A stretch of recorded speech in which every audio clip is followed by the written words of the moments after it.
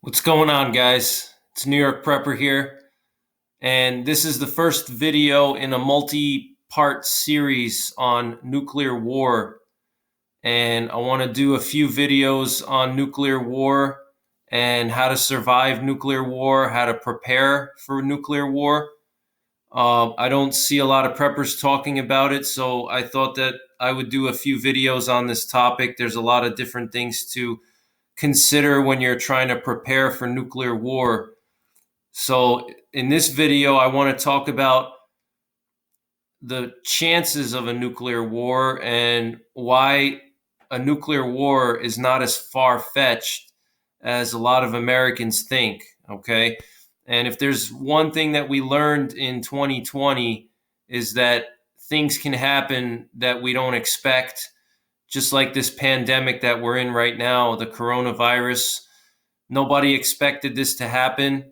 It's taken a huge toll on the economy around the world. All right, the global economy has suffered from this virus, and I just don't think that nuclear war is that far fetched. And I'm gonna read you some things that will make you also think the same way as me. Okay. Um, this video is just going to be a monologue voiceover. I don't have any fancy pictures or any kind of, fancy stuff to show you. This is not like a city prepping video where I'm going to have multiple pictures or anything like that. What you see here is a picture of Vladimir Putin from 2014 when Russia invaded Crimea, and he was in the underwater drone. Okay, so you're just going to be looking at this for the next 20 minutes or so. So you can put your phone down or your computer down and just listen to what I'm going to say, like a podcast. All right. So I think that nuclear war is a lot more likely than people think, and I'm going to read you some information from a book called Strategic Relocation. And this book was created by Joel Skousen. Joel Skousen is a geopolitical expert, and he wrote a really good book called Strategic Relocation, where he analyzes the best places to relocate to survive the coming apocalypse or SHTF or nuclear war. He talks about, where are the safest places in the United States and also around the world to survive any kind of collapse of society as we know it. And I also want to give a shout out to my friend Oregon Preparedness. Check out his channel, Oregon Preparedness. He talks a lot about nuclear war, and he's from Ukraine, so he has firsthand life experience with living in behind Russian borders. So he's a very good resource for information on those types of things. So check his channel out. And so I want to just read you some things from Joel Skousen's book that'll make you think twice. When if you think that nuclear war is far fetched, I urge you to reconsider your thoughts about that. So I'm going to read you some excerpts from Joel Skousen's book, but I also want to mention the Status 6 Poseidon torpedo, which is a Russian intercontinental torpedo with a nuclear warhead on it, okay? The first images of this torpedo were leaked in 2015, so 5 years ago. There were some images that were leaked about, of this torpedo. All right, and that was 5 years ago. So you can only imagine what they have today. They could have, dozens and dozens of these torpedoes. But this Status 6 torpedo is very concerning, and this is what Oregon Preparedness mentioned in his most recent video. And the Status 6 is a huge torpedo that's nuclear powered, and it can dive to very deep depths, which makes it difficult to detect. by traditional underwater, radar systems. And it can carry, as far as we know, it can carry a 100 megaton warhead. Okay, possibly even more, maybe 200 megatons. Okay, um, and so, that is a huge warhead, and this thing moves very slow. I think it moves around 150 miles an hour underwater, so it goes extremely slow. And it's nuclear powered, so it has a nuclear engine, which means that it can stay underwater pretty much indefinitely, and it can constantly be circling the globe. And at any time, it's autonomous, so it's a drone. There's nobody inside of it, and it constantly can circle the globe. But at any time, if Putin wants to push a button and launch an attack, he can do that, and the missile will head to whatever target he wants. And it has a 100 megaton warhead, possibly 200 megatons, which is huge. All right, the largest bomb ever detonated in world history was a 50 megaton bomb by the Soviets. That was the Tsar bomb. Okay, and then the largest U.S. test that we know of is Castle Bravo, which was 15 megatons. So this thing could potentially have twice the power of the most powerful bomb ever detonated in world history. 100 megaton bomb would pretty much wipe out an entire state. An entire U.S. state would be wiped out. And I think what they would do with this status 6 is they would use it to destroy our submarine bases on the West Coast, particularly in Bangor in Washington. There's a huge submarine base there that has all the main Ohio class subs with Trident missiles there. There's thousands of missiles and warheads, Trident missiles, and different types of warheads for those Trident missiles. They're all stored in Bangor, and I think that's where they would probably use the status 6, is they would try to take out that base in Bangor, which would eliminate a lot of our nuclear triad. Okay. But that's very concerning, and they developed that. Who knows how long they've had that torpedo, and they could have many more. Okay. So that's something to be concerned about. But I want to get into what Joel Skousen says about nuclear war, and he makes some very good points here. So I'm going to read to you directly from his book, and I hope you guys enjoy. So here's what he says. Nothing should take precedence over your concerns for this potential threat.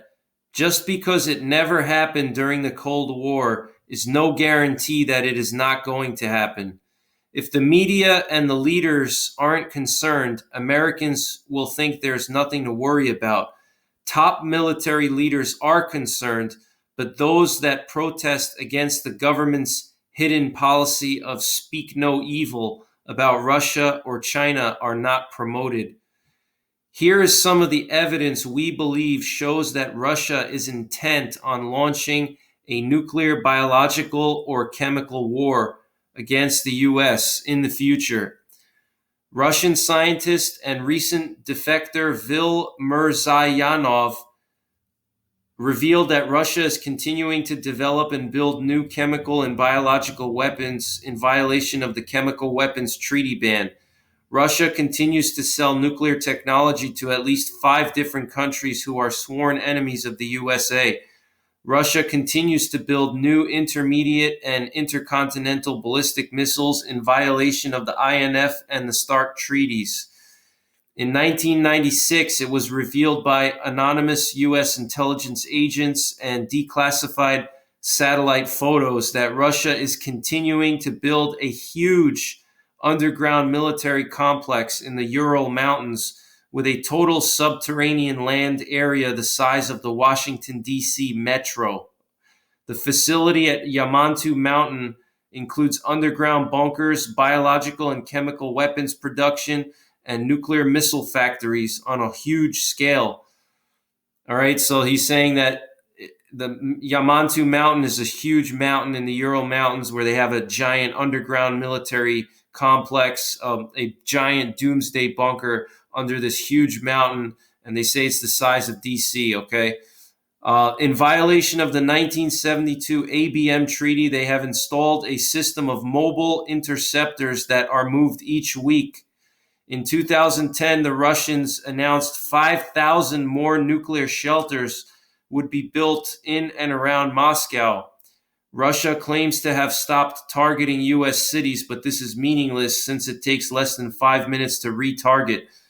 Russia has increased industrial and military spying by nearly twofold, according to FBI sources. The recent arrest of 9 suburban spies is telling. They were given medals by Putin in 2010. Russian subs continue to stalk and practice attack maneuvers on the U.S. Navy at sea. China does so as well.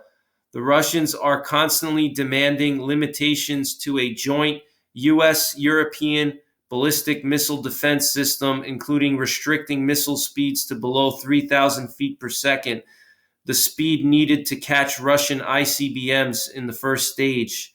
The U.S. paid millions to Russia for the disarming of all Ukraine's obsolete nuclear missiles, and then allowed Russia to take possession of the warheads, which are being stockpiled and potentially reused. The Russians have a long history of lying, deceiving, and delaying U.S. treaty compliance inspectors until they give up. The actions above are not defensive in nature, since there's no clear threat of attack that would justify Russia acquiring this level of armament, which already exceeds the U.S. arsenal by several times. How do we reconcile all these actions when the Soviet Union supposedly collapsed and reformed? And so then he talks about how he believes the Soviet Union was a phony collapse, which I agree with. They put Boris Yeltsin in there to kind of distract people away from the Soviet Union days, and then they put Putin, a hardliner, to give Russia another second chance. But that's another video topic. So here's where things get interesting. And what's interesting is Joel Skousen wrote this book in 2012. And he predicted that a nuclear war would potentially happen between 2015 and 2025. And what's very interesting is that in 2012, when he released this book, he actually mentioned that Russia would potentially, he basically predicted what happened in Ukraine with Crimea. All right. He mentions how he believes that Russian agents are placed in certain countries like Ukraine or the Baltics in order to spark revolutions and cause instability, and to give Russia a reason to, invade these countries under the justification of protection of Russian citizens. So Joel Skousen was very. It kind of scares me how accurate he was. Possible Russian motives for waging a nuclear war. Russia's ultimate intent is to conquer Europe without a destructive fight, so as to be able to harness the huge economic engine on behalf of communism, which cannot sustain itself without external economic support. They intend, we believe, to launch a massive nuclear surprise attack without any warning upon the U.S. and British military targets after an appropriate trigger event, probably in Korea or Taiwan. That's what Joel Skousen said back in 2012 when he wrote this. He said they intend to launch a massive nuclear surprise attack without warning against the U.S. after an appropriate trigger event such as Korea or Taiwan. And what do we see happening in the last 2 to 3 years? We've been seeing a lot of, problems in Korea and Taiwan. A lot of hotspot. Those areas have become hotspots. Okay, we do not think they intend to invade or occupy the U.S. mainly because of the deterrence of so many private arms in the hands of citizens and the distances involved. It would be a Vietnam for the Russians in terms of long supply lines. A purely nuclear missile strategy in a surprise attack would cripple the US military and induce Europe to capitulate without a fight, which isn't difficult to imagine given the sorry state of European morale and character.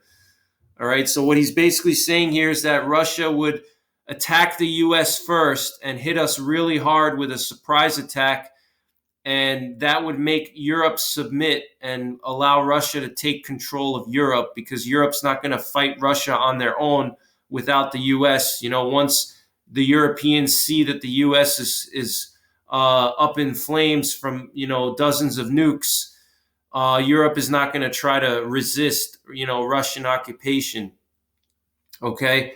So they would try to go for the US first, which makes the most sense. They want to take out the strongest player, and the strongest player. A lot of people think Russia would go after Europe first in World War III, but that's incorrect, because if they went after Europe first, that would mean a longer war and more casualties for Russia.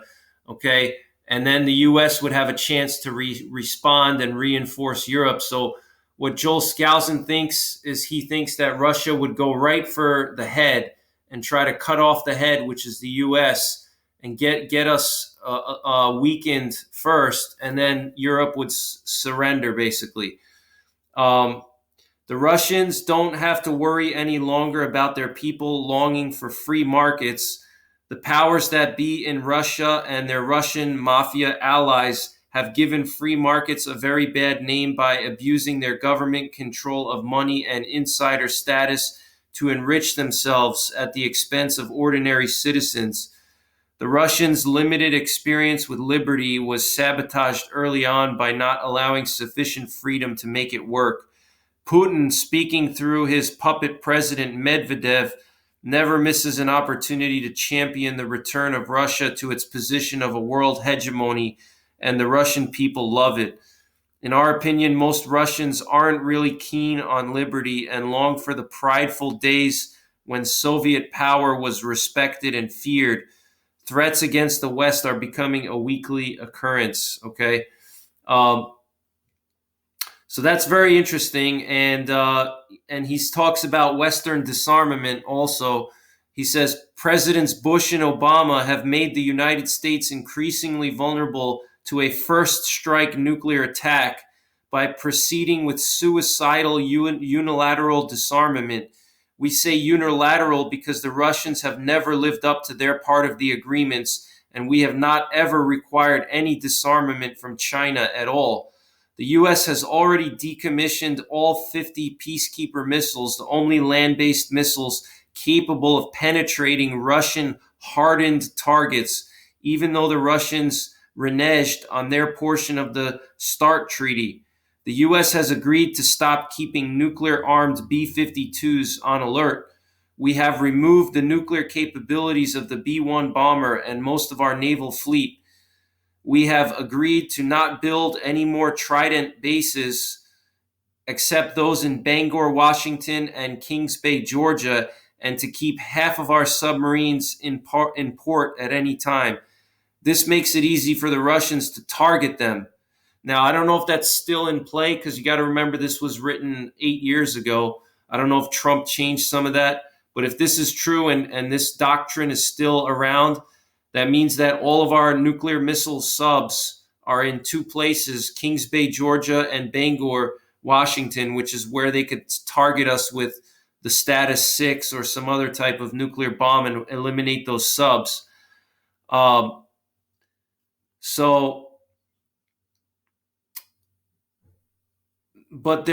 here are some even more troubling questions for the leaders of the U.S. who appear to be covering for Russian hostile intentions.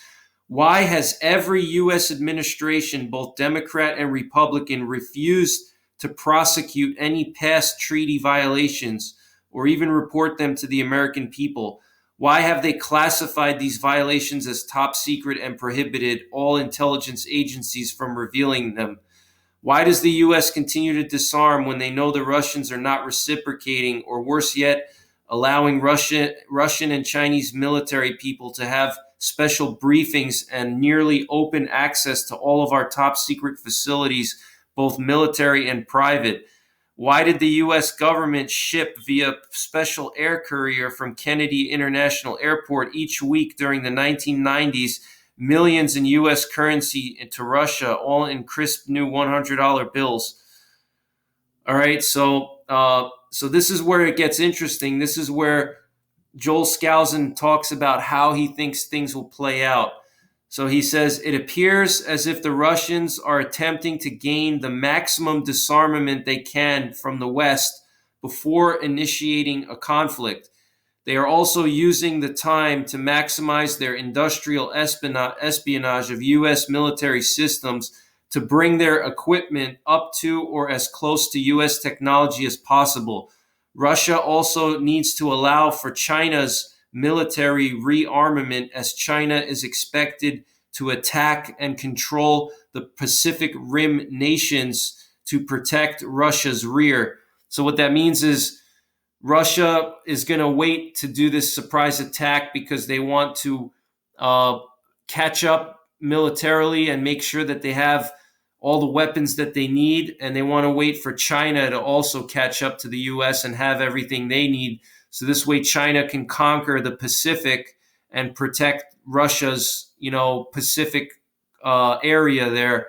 All right, so they don't get attacked from the Pacific. Possible timing and signs of war. We estimate the timing of the next world war will begin somewhere around 2015 to 2025. All right, guys, that's what Joel Skousen predicts. The next world war will be between 2015 and 2025. The Russians are really worried about ballistic missile defenses since their entire strategy is built upon a massive first strike. We believe the probable time of year for such an attack is in late fall to midwinter, when the Russians have the greatest advantage of exploiting the ground offensive in Europe, being the most experienced in deep winter operations. Heavy European weather during this period also enhances their ability to move undetected once Western satellites have been blinded and destroyed. Watch for the following signs that war is coming. And this is very, very concerning because he wrote this in 2012, okay, before the whole situation in Ukraine, and he predicted it, okay? He said, number one, provocation among Russians living in former Soviet states such as Ukraine, Poland, and the Baltic states. These Russians were moved into these countries specifically to provide a trigger for future conflict, okay? He wrote that in 2012, okay? He mentions Ukraine and the Baltics, and that's very, very interesting. All right, Russian challenges and threats to NATO, including the cutoff of natural gas supplies to Western Europe, which has become increasingly and unwisely dependent on their eastern neighbor. All right, if you guys don't know, Russia supplies gas to Germany and Western Europe. They have a huge pipeline, and so Russia could threaten to cut that pipeline off. Trigger events like a North Korean invasion of South Korea that could lead to a large nuclear war very quickly. North Korea has such overwhelming conventional forces opposing South Korea that it is likely the U.S. would have to use tactical nuclear weapons to stop the North Koreans from overrunning U.S. troops. That could easily hand Russia or China an excuse to launch their long-awaited preemptive nuclear strike on America. Okay? So he continues on and says, the nuclear attack on America and the UK is intended to remove the US and British military and their ability to stop a Russian advance. We do not believe that this plan will ultimately succeed. Although it will take several years, we think the West will once again rally and beat the Russians. The Russians cannot sustain a long war, especially if the West can induce China to turn against its ally and attack its rear, similar to when Russia turned against Germany in World War II. This projection on our part is quite probable given China's intent to achieve world hegemony someday. China knows that eventually Russia will have to be eliminated before it can achieve world domination. We are confident they will take that opportunity when Russia is fully at war with the West during the next big conflict. As for our own leaders in the West, they will come out of their bunkers and proclaim that the Russians deceived us. We didn't know it was coming, which will be a lie. But in America's damaged and desperate state, the public will only cry out for government to save them. It will be easy for our globalist leaders to convince Americans to join in a new world order to prosecute the war, a world order that will transform itself into a full-scale world government with military power as the war progresses. American sovereignty will never be returned. Okay? So I know that that's a lot of information to throw at you guys, but it's definitely something to think about. And I'm going to do another video on how to prepare for nuclear war and World War III. I'm going to do some videos on that. So stay tuned to my channel, and I'm going to continue this series. I hope you enjoyed this video. Let me know if you liked it. Hit the thumbs up if you did.